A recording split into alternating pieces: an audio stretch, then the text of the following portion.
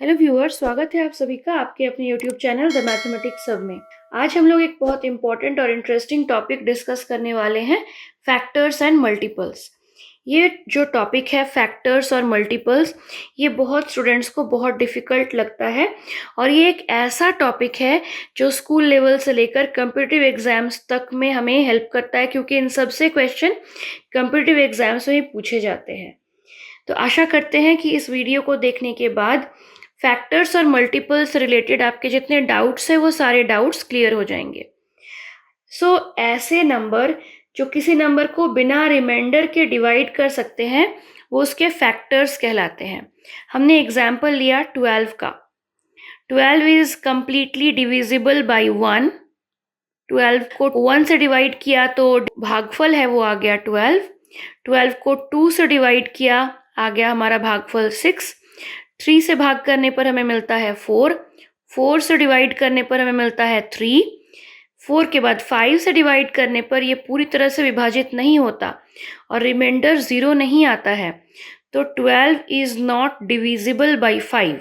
आते हैं 6 की तरफ। 12 डिवाइडेड बाई 6 करने पर आता है 2।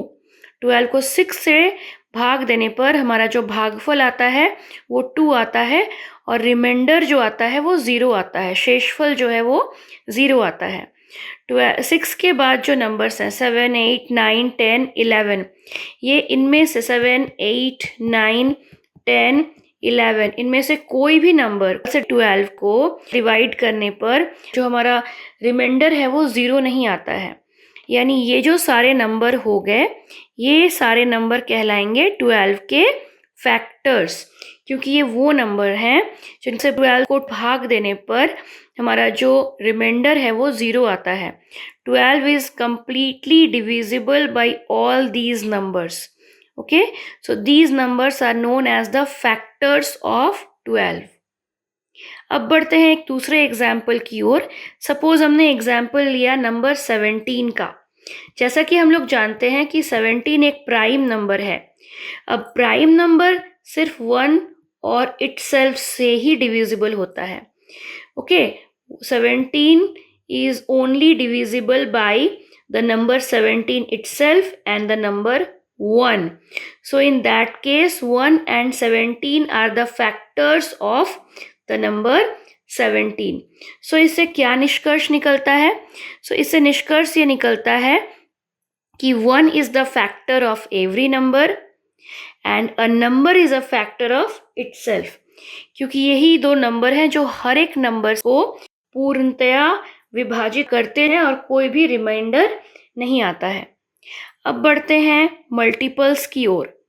हम लोग जानते हैं काउंटिंग नंबर्स होते हैं 1, 2, 3, 4, 5 एंड सो ऑन। अब इन सारे नंबर्स को एक एक करके 12 से मल्टीप्लाई किया जाए।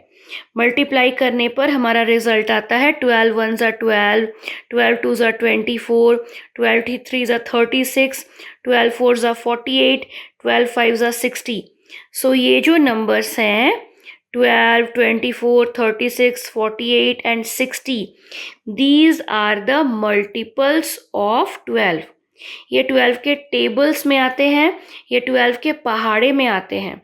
तो वो सारे नंबर जो 12 के पहाड़े में आते हैं वो 12 के मल्टीपल्स कहलाते हैं। और ये मल्टीपल्स अनलिमिटेड होते हैं। आप संख्या को गुना करते जाइए काउंटिंग नंबर से, 12 को काउंटिंग नंबर से मल्टीप्लाई करते जाइए और आपको 12 के मल्टीपल्स मिलते जाएंगे। इससे क्या हमने सीखा, जो फैक्टर्स होते हैं वो लिमिटेड होते हैं। जैसे यहाँ पे आप स्क्रीन पर देख रहे हैं, फैक्टर्स सिर्फ 6 हैं 12 के, लेकिन जो मल्टीपल्स है वो अनलिमिटेड होते हैं। आप मल्टीप्लाई करते जाएंगे और आपको फैक्टर्स मिलते जाएंगे।